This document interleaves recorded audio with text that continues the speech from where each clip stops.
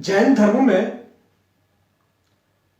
भादवे के महीने में, भाद्रपद महीने में पर्युषण पर्व मनाए जाने की परंपरा है। श्वेतांबर मतावलंबी उसे पर्युषण कहते हैं। दिगंबर मतावलंबी दश लक्षण पर्व के नाम से उसे संबोधित करते हैं। 10 दिनों तक अलग अलग तपों का उत्सव मनाया जाता है।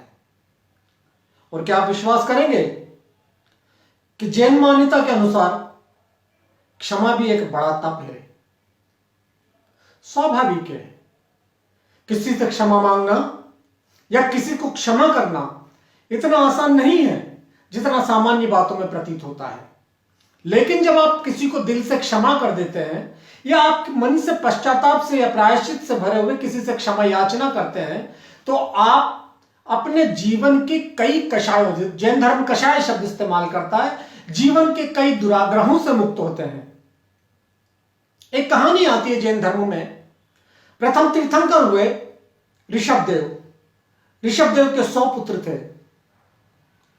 जब ऋषभदेव को दीक्षा की चेतना जागी, वैराग्य उनके अंदर जागृत हुआ, तो उन्होंने अपने संपूर्ण राज्य अपने 100 बेटों में, उनके 100 बेटे थे, अपने संपूर्ण राज्य अपने 100 बेटों में बांट दिया। सबसे बड़े थे भरत। भरत को राजधानी अयोध्या का राज्य मिला। बाहुबली नाम के एक बेटे को पौधनपुर नाम का एक छोटा सा राज्य मिला। भरत की आयुधशाला में एक दिन सुदर्शन चक्र प्रकट हुआ। मान्यता है कि जिसकी आयुधशाला में सुदर्शन चक्र प्रकट होता है वो चक्रवर्ती होता है, लेकिन चक्रवर्ती होने के लिए उसे अपने आसपास के सारे क्षेत्र को जीतना होता है। भरत दिग्विजय पर निकले। अब चक्रवर्ती से कौन झगड़ा करता, कौन युद्ध करने की सोचता, इसलिए सारे राजाओं ने भरत की अधीनता स्वीकार कर ली।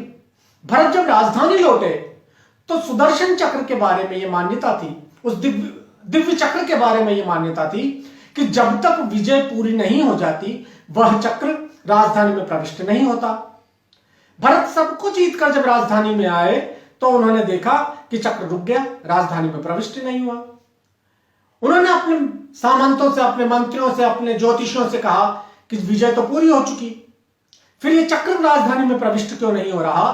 तो ज्योतिषियों ने कहा आपने सबको तो जीत लिया, लेकिन अपने भाइयों को, अपने जो 98 भाई आपके, 99 भाई आपके हैं, उनको अभी तक नहीं जीता। भरत ने सबके साथ पास संदेशा पहुंचाया।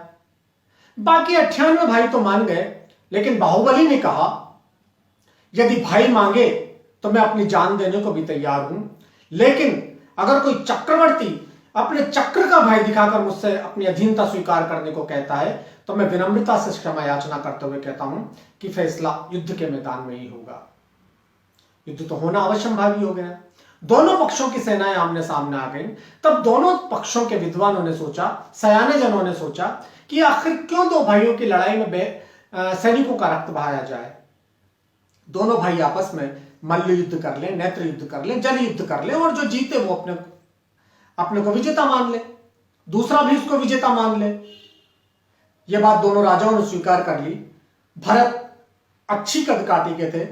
भरत की तुलना में बाहुबली उनसे भी अच्छी कदकाठी के थे। तो यही हुआ, बाहु युद्ध में, मल्ल नेत्र युद्ध में और जल युद्ध में बाहुबली जीत गए। भरत क्षोभ से भर उठे। भरत ने चक्र का प्रक्षेपण अपने भाई पर कर दिया, लेकिन बाहुबली भी अवतार थे, कामदेव के अवतार माने गए। तो बाहुबली की परिक्रमा करके वो चक्र वापस लौट गया। बड़ा आश्चर्य हुआ सबको, अब क्या होगा? लेकिन उसी क्षण बाहुबली के मन में वैराग्य जागृत हो गया। वो राज छोड़कर अपना राज भरत के हवाले करके और दीक्षा लेकर तपस्या करने चले गए। बरस बीत गए।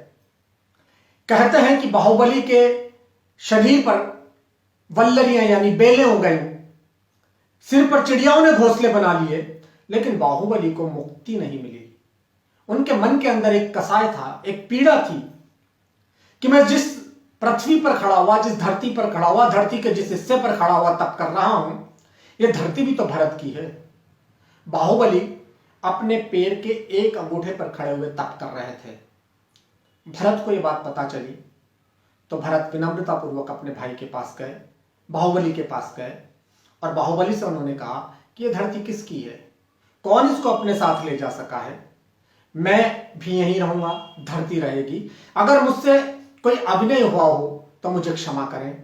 बाहुबली ने हृदय से क्षमा किया और कहते हैं उसी क्षण बाहुबली को दिव्य ज्ञान की प्राप्ति हो गई। भरत के मन में पुण्य जागा और भरत ने क्षमा मांगी। बाहुबली के मन में पुण्य तो था ही, लेकिन उनके मन से उस कषाय की मुक्ति हुई। उस कषाय से मुक्त होते ही बाहुबली को भी ज्ञान की, दिव्य ज्ञान की, मोक्ष की प्राप्ति हो गई। जैन धर्म दशलक्षण पर्व की शुरुआत क्षमा तप से करता है, उत्तम क्षमा तप। और दशलक्षण पर्व या पर्युषण पर्व की समाप्ति पर जैन मतावलंबी आपस में क्षमा याचना भी करते हैं। क्षमावाणी पर्व उसको कहते हैं। क्षमा मांगना भी एक पर्व हो सकता है। मन की मुक्ति के आयामों को देखें तो वास्तव में किसी को क्षमा करना या किसी को क्षमा मांगना हमारे लिए एक पर्व होता है। लेकिन क्या आप जानते हैं कि ये जो क्षमा का पर्व है, ये जो क्षमा मांगना है, ये जो क्षमा मांगने की परंपरा है, हमारे ग्रहों को भी ठीक करती है। मैं आज आपसे उसी विषय में बात करता हूं। जब हम किसी से क्षमा मांगते हैं तो हमारा चित्त हल्का होता है, हमारा चित्त निर्मल होता है। और बात जब मन के निर्मल होने की हो, चित्त के निर्मल होने की हो, तो हमारा चंद्रमा निर्मल होता है, हमारा चंद्रमा पाप प्रभाव से मुक्त होता है। जब हम किसी को क्षमा करते हैं या हम क्षमा मांगते हैं तो यह हमारे नैतिक बल का परिचायक होता है। और बिना सूर्य के पाप प्रभाव से मुक्त हुए कोई व्यक्ति न तो क्षमा याचना कर सकता है, न क्षमा दान दे सकता है। तो इस तरह क्षमा मांगना चंद्रमा को भी ठीक करता है, सूर्य को भी ठीक करता है। जब हम क्षमा मांगते हैं तो हमारे अंदर से बैर भाव खत्म होता है। मंगल युद्ध का देवता है। जब हम किसी को क्षमा कर दे, हमें युद्ध की भावना ही नहीं रही, तो जो मंगल होता है वो भी पाप प्रभावों से मुक्त होता है। यदि कहीं किसी पाप प्रभाव में है तो वो ताकतवर होता है और शुभ होता है। तो इस तरह क्षमा मांगने से हम मंगल को भी शुभ करते हैं। जब हम किसी को क्षमा कर देते हैं तो उसके प्रति अनर्गल बोलना बंद कर देते हैं, उसके प्रति बुरा बोलना बंद कर देते हैं। और कुंठा में व्यक्ति यूं भी बहुत सारी ऐसी बातें बोलता है जो वरण्य नहीं कही जा सकती, अच्छी नहीं कही जा सकती। और जब हम किसी के लिए बुरा बोलते हैं तो हमारा बुध ग्रह खराब होता है। हम किसी को क्षमा करते हैं तो अपने बुध को शुभ करने की दिशा में कदम बढ़ाते हैं। जब हम क्षमा करते हैं तो हमारा अहंकार तिरोहित हो जाता है। और जो खराब गुरु होता है वो अहंकार देता है। जब हम अहंकार को तिरोहित कर देते हैं, उसका विसर्जन कर देते हैं, तो हमारा गुरु भी शुभ होने लगता है। जब हम किसी को क्षमा करते हैं तो हमारे मन के अंदर प्रेम भाव जागृत होता है। हम परस्पर प्रेम से रहने की दिशा में सोचते हैं। और जो ये आपस का प्रेम है, ये शुक्र ग्रह को सही करता है, शुक्र ग्रह के प्रभाव को शुचिता प्रदान करता है। और जब हम किसी को क्षमा करते हैं तो हमारे मन से वो सारी गंदगी निकल जाती है, वो सारा बेर निकल जाता है, वो सारे कषाय निकल जाते हैं जो कषाय हमें अन्याय की ओर अग्रसर करते हैं, बुरी बातों की ओर, प्रपंचों की ओर अग्रसर करते हैं। तो जब हम न्याय की दिशा में कदम बढ़ाते हैं तो हमारा शनि भी शुभ होने लगता है। तो देखा आपने, एक अकेली क्षमा हमारे सारे ग्रहों को शुभ कर देती है। जीवन में क्षमा के भाव को अपनाइए और देखिए जीवन किस तरह से आपके असीम विस्तार को प्राप्त करता है। नमस्कार।